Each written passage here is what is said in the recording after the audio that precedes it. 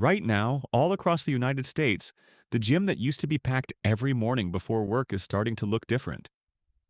Fewer cars in the parking lot, machines sitting empty during what used to be peak hours.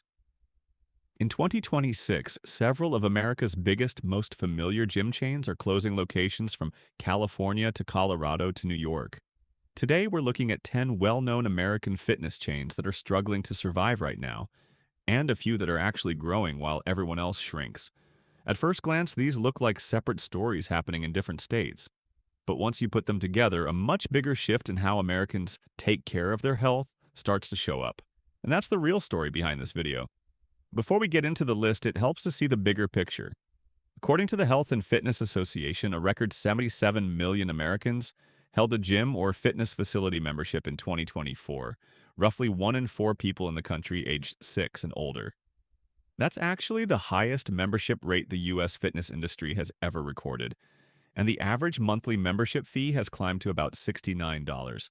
So this isn't a story about an industry that's dying. Overall, gym membership in America is at an all-time high. What's happening instead is a reshuffling, where certain formats and certain price points are thriving, while others, the ones stuck in the middle, are being squeezed out completely. Number 10. Curves. For a huge number of American women, especially in small towns and suburban strip malls, Curves wasn't just a gym. It was often the very first gym they ever joined. The format was simple and non-intimidating. A circuit of machines arranged in a small room, an audio tape guiding members from station to station for a 30-minute workout, no mirrors staring back at you, no men grunting over free weights in the corner. At its peak, Curves was one of the most popular fitness brands on the planet, with close to 4 million members worldwide and thousands of franchise locations across the United States. But the collapse over the past year has been staggering. Curves locations shrank by roughly a third in the United States alone, falling from around 7,148 sites at the start of 2026 down to about 508 by the end of the year. More than 1,000 Curves locations closed in 2026, while only 35 new ones opened to replace them. Company leadership has described this as pruning the system, but franchise owners and industry observers point to something simpler. The 30-minute circuit format that felt revolutionary in the 1990s never evolved much, while the rest of the American fitness industry moved toward flexible hours, boutique classes, and app-based workouts. Curves didn't lose its core idea. Millions of women still remember it as the place that made them comfortable working out for the first time. What it lost was the willingness to change that format for a generation of members who expect a completely different gym experience than their mothers did. Number 9. Experience Fitness. If you lived in Wisconsin or parts of the Midwest, Experience Fitness was probably one of the biggest, busiest gyms in your area. The kind of large format club with a pool, a sauna, and enough equipment that you never had to wait for a machine. Which is exactly what made what happened next so shocking to members. In June 2023, Experience Fitness locations across Wisconsin closed suddenly, with members showing up to find locked doors and no warning. There was no gradual wind down, no farewell sale, just gyms that were open one day and closed the next. Planet Fitness quickly stepped in to acquire many of the memberships, while several of the actual buildings were later taken over and converted by Crunch Fitness, complete with new equipment layouts and renderings replacing the old Experience branding. What makes the Experience Fitness story different from almost every other name on this list is the suddenness of it. Most of these chains gave some kind of warning, a bankruptcy filing, a wind-down period, an announcement. Experience members got none of that. For a lot of them, the lesson was uncomfortable. Even a large, seemingly stable gym with a packed parking lot every night can disappear from one week to the next with absolutely no warning at all. Number 8. Blink Fitness. For a lot of people in New York City and other major metro areas, Blink Fitness was the gym you joined because it felt approachable. Bright pink branding, judgment-free atmosphere, a membership price that didn't feel like a second rent payment. It wasn't trying to be the biggest gym in America. It was trying to be the easiest one to walk into for the first time. But in August 2024, Blink Fitness filed for Chapter 11 bankruptcy, and the company announced it would be closing around 10% of its locations across the country. For a chain that built its entire identity around being welcoming and low pressure, The bankruptcy filing was a sign that low prices alone weren't enough to keep the lights on in an industry where rent, insurance, and equipment costs kept climbing every year in cities like New York, Philadelphia, and Los Angeles. What's interesting is that Blink didn't lose members because people stopped wanting an approachable gym. It struggled because in American cities where commercial rent is some of the highest in the world, a low monthly membership price and high urban overhead don't mix well for very long. Number 7. Town Sports International, the company behind New York Sports Club and Boston Sports Club.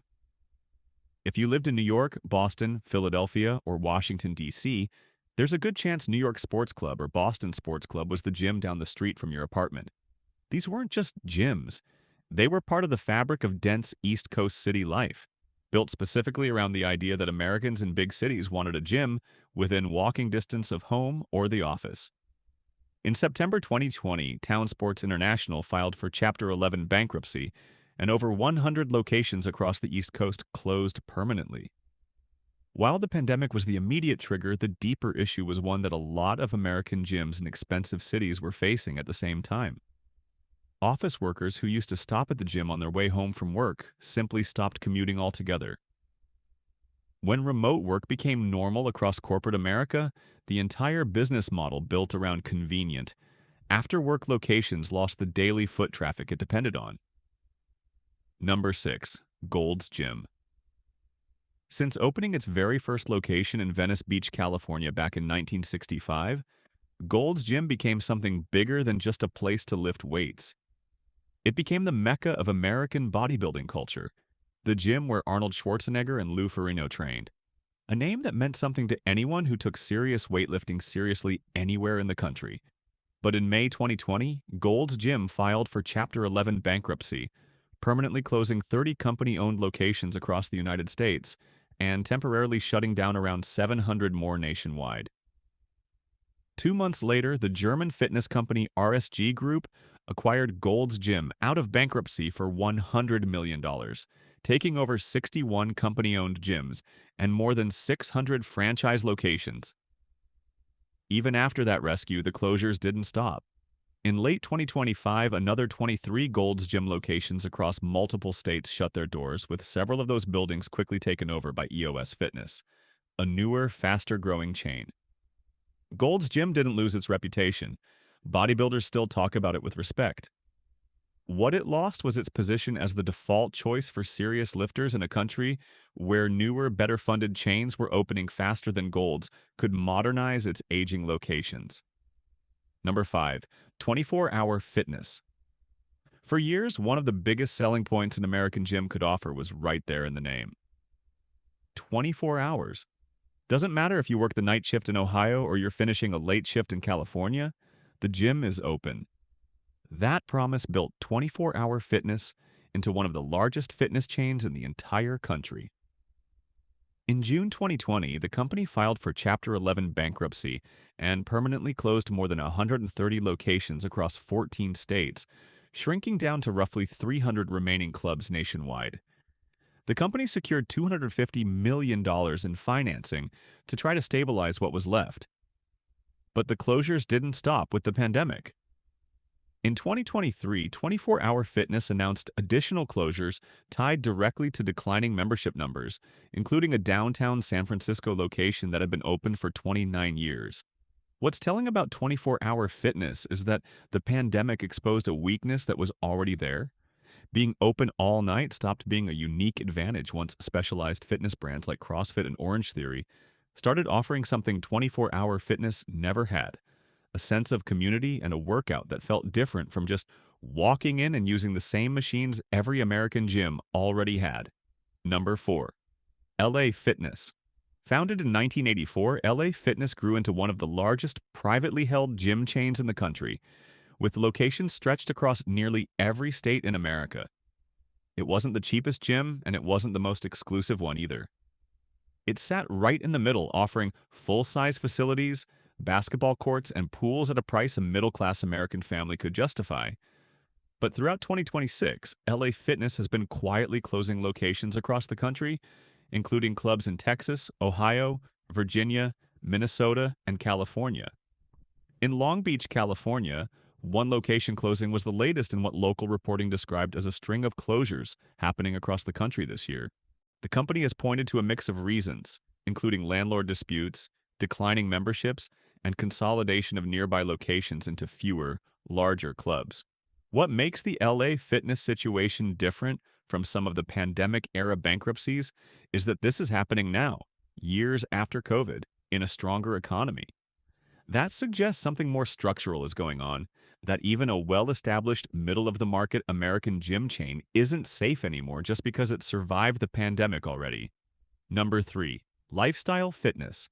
Lifestyle Fitness built its business around a formula that sounds simple on paper: low-cost memberships, 24/7 access, and group fitness classes, competing directly for the budget-conscious American gym member.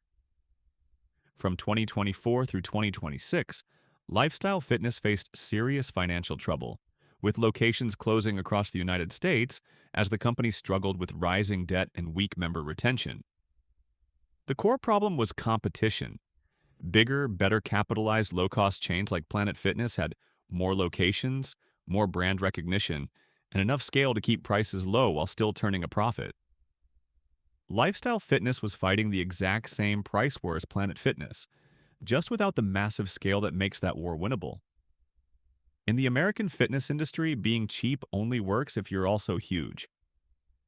Lifestyle Fitness was cheap, but it wasn't huge enough to survive on thin margins alone. Number 2. UFit. UFit built its identity around being the judgment-free, budget-friendly gym for Americans who felt intimidated by traditional bodybuilding gyms. Bright colors, simple pricing, and a clear message that this was a gym for beginners, not for people who already knew what a deadlift rack was for. But over the past several years, UFit has continued shrinking its footprint across the southern and southeastern United States, closing locations in multiple states as competition from bigger low-cost chains squeezed its market share. UFit's problem wasn't its concept. Judgment-free, affordable fitness is exactly what a large part of the American market wants. Its problem was that Planet Fitness had already claimed that exact same positioning years earlier at a much larger national scale, making it very difficult for a smaller regional chain built around the same idea to compete for the same customer. Number 1. Retro Fitness. Retro Fitness expanded quickly across the East Coast and parts of the Midwest by promising a full-service gym experience at a price closer to a budget chain. Personal training, group classes, and modern equipment, all without the premium price tag of a high-end American fitness club. But in recent years, several retro fitness locations across multiple states have shut down as the company dealt with franchise struggles and rising operating costs. The lesson from retro fitness might be the clearest one on this entire list. Trying to be everything to everyone, a budget price with a premium experience is one of the hardest positions to hold in the American fitness industry. Members eventually start asking whether they're getting a real bargain or a watered-down version of a better gym for almost the same money. Now here's the part that makes this story more interesting. While these 10 chains have been shrinking across the country, a few American fitness brands have been doing the exact opposite. Planet Fitness has continued expanding aggressively across the United States, built entirely around one simple promise: an extremely low monthly price and a completely judgment-free atmosphere for beginners. While Blink, UFit, and Lifestyle Fitness were all fighting for that same budget-friendly positioning, Planet Fitness got there first and at a bigger national scale, making it very hard for anyone else to compete on price alone.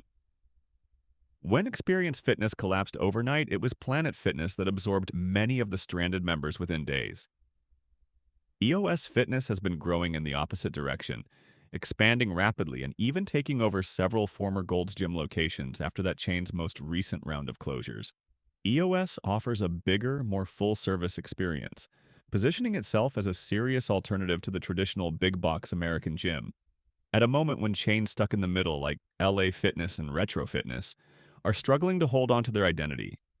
And then there's Crunch Fitness, which had what industry analysts are calling a breakout year, announcing plans to add another 100 new locations worldwide in 2026 alone. Crunch has been aggressively moving into buildings left behind by struggling competitors, including several former Experience Fitness locations, converting them with new equipment and a low $10 entry price point that puts direct pressure on Planet Fitness in the exact same budget category. Looking back at this whole list, the pattern across the American fitness industry is pretty clear. Industry-wide, the average gym only retains about 71% of its members from one year to the next, according to IRSA benchmarking data, which means every single fitness chain in the country is constantly fighting to replace members who walk out the door. The chains on this list weren't just losing a few members here and there. They were losing that fight faster than they could win new customers to replace them. It's not that people in the United States stopped wanting to work out. Gym memberships as a category are still enormous. What's happening is that the middle of the market, gyms that aren't the cheapest option and aren't offering something clearly unique, are the ones struggling to survive state by state, city by city. The chains that are winning right now are the ones with a very clear identity, either extremely cheap like Planet Fitness and Crunch, or a distinct elevated experience like EOS.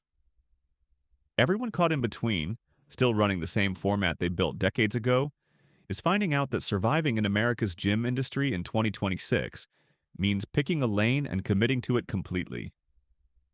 Is there a gym on this list you used to be a member of? Or one still going strong near you?